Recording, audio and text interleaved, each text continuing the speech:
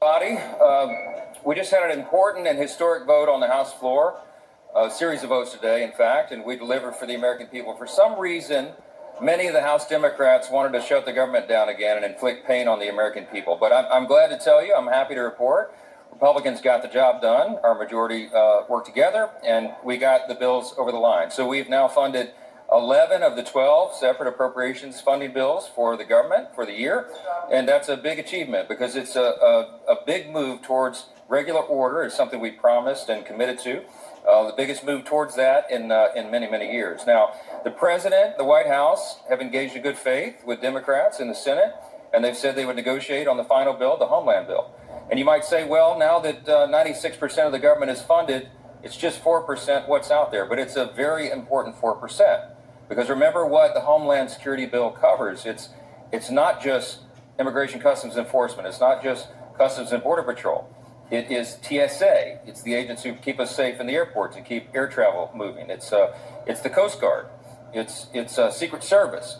It's FEMA. We're in the middle of winter storms that people are still digging out from. So this is no time to play games with that funding. We hope that they will operate in good faith over the next 10 days as we negotiate this. The president, again, has reached out. We are restoring calm in Minnesota, but again, we make the plea and the demand that the governors and the mayors in these blue states and blue cities participate with federal law enforcement so that we have a safer environment in which to implement and to enforce federal immigration laws. Very, very important, and it's something the American people demand and deserve. So we'll go forward now. We hope that everyone is in good faith. We think the next 2 weeks will be critical, but I hope that they will not keep that funding in suspense because it's too important to the American people. Mr. Speaker, good afternoon. Do you really think that they can work out something in such? Do you really think that they can work out something in such a short time period? That's not much time. I do. I mean, if everyone comes to the table in good faith, I'll tell you what we are not going to do. We're not going to work towards some sort of amnesty program or something. Some Democrats have whispered that that's what they would be about. We are not going to impede the enforcement of federal immigration law. We can't do that. We have to apprehend these dangerous criminals. We have convicted murderers and rapists and child molesters in cities across America, and we have Immigration and Customs Enforcement for a reason. These agents, these officers are doing heroic work trying to keep our communities safe, and it's unconscionable to us that you would have Democrat mayors and governors trying to impede that work, encouraging their citizens to get in the way, and that's what's created these dangerous environments. To work that out, how can you do that parliamentarily? How can you do that politically? Well, it's up to the will of the people in the building, and I hope that they'll come forward again in good faith to work this out. Listen, they made a list of requests or demands last week. Leader Schumer made that public. And I'll tell you that Tom Homan is in charge in Minnesota now, and he's already bringing about many of those changes. They are wanting to make sure that immigration enforcement is done safely and smartly and efficiently, and that's what you're going to get. It's going to be balanced. It's going to be a balanced approach. Of the demands that were made, the requests that were made, many of those are already being implemented. You notice that that they're going to have the body cameras. We put $20 million additional dollars in this legislation that they're holding up right now to pay for more body cameras. But Secretary Noem came out yesterday, as you saw, and announced that this would be the new policy. These are good things. The roving patrols will be modified. There are a lot of things that I think were thoughtful suggestions that would have already been implemented by Mr. Homan and others who are in charge of all this.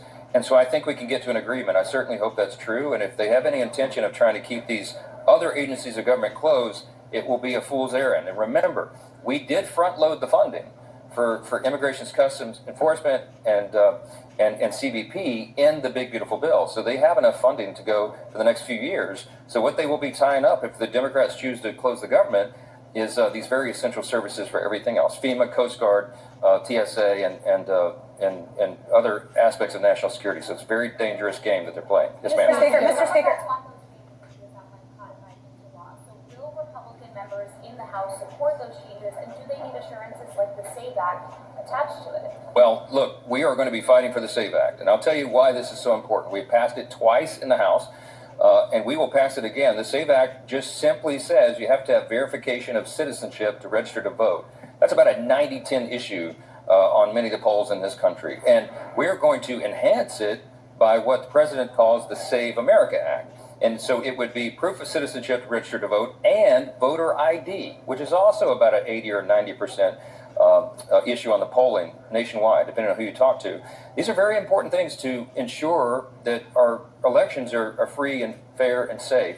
And that's a critical component of maintaining a constitutional republic. So this is a big priority for not just House Republicans, but for the American people. And we will continue to attach this to legislation and send it over. And it will be part of the discussion over the next couple of weeks, and we'll see how all that shakes out. But I suspect that some of the changes, the procedural modifications with ICE, Immigration Customs Enforcement, will be codified. I mean, they've said that they're willing to do some of this, and so we'll see how it comes out.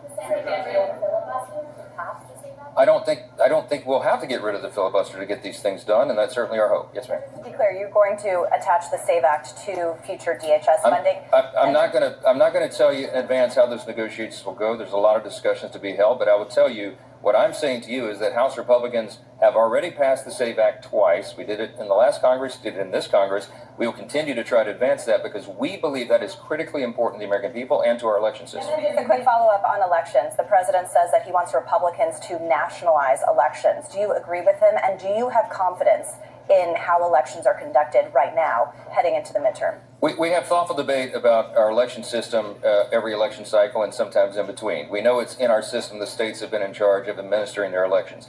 What you're hearing from the president is his frustration about the lack of some of the blue states, frankly, of enforcing these things and making sure that they are free and fair elections. We need constant improvement on that front. I don't know what the ultimate solution is going to be. I'm not going to get ahead of the negotiations here, but I think that is something that's going to be a continuing theme here. It's something that we'll continue to push. And we hope the governors will insist upon that same thing as well. In some of the states, like in California, for example, I mean, they hold the elections open for weeks after Election Day. That's just one thing that bothers so many people. We had 3 House Republican candidates who were ahead on Election Day in the last election cycle. And every time a new tranche of ballots came in, they just magically whittled away until their leads were lost. And no series of ballots that were counted after Election Day were our candidates ahead on any of those counts. It looks on its face to be fraudulent. Can I prove that? No, because it happened so far upstream. But we need more confidence in the American people in the election system, and it's essential. And everybody, no matter what party you're in, should agree with that. The mass mailing of paper ballots or mail-in ballots and all the other irregularities that have haunted us over the last couple of cycles, we need to tighten that up. Now, the red states have done a lot of good work in that front, but it's the blue states that I'm frankly concerned about. So we'll see how the law is modified and what's changed, but I hope we can get consensus to get that done. Yeah. Pope Leo has cited Matthew 25:35 to critique Donald Trump's mass deportation agenda. How would you respond to Pope Leo in Scripture? So you want me to give you a theological dissertation? All right, I'll tell you what, I'll post it on my website later today, but let me give you a quick summary. Borders and walls are biblical. From the Old Testament to the New, God has allowed us to set up our civil societies and have separate nations. Immigration is not something that's frowned upon in Scripture. In fact, it's welcome. We're going to welcome the sojourner and love our neighbor as ourselves. But what's also important in the Bible is that assimilation is expected and anticipated and proper. When someone comes into your country, comes into your nation, they do not have the right to change its laws or to change its society. They're expected to assimilate. We haven't had a lot of that going on. When people cite passages out of the Old Testament, they say, well, you're supposed to take care of the sojourner and the neighbor, treat them as yourself, welcome them in. Yes, but that is an admonition to individuals, not to the civil authorities. The civil authorities are given authority under Scripture to maintain order. Romans 12, you want to do this? Romans 13 says that the civil authorities are God's agents of wrath to bring punishment upon the wrongdoer. And it says if you do right, you have no fear of the civil authorities, but those civil authorities are necessary. It's a calling.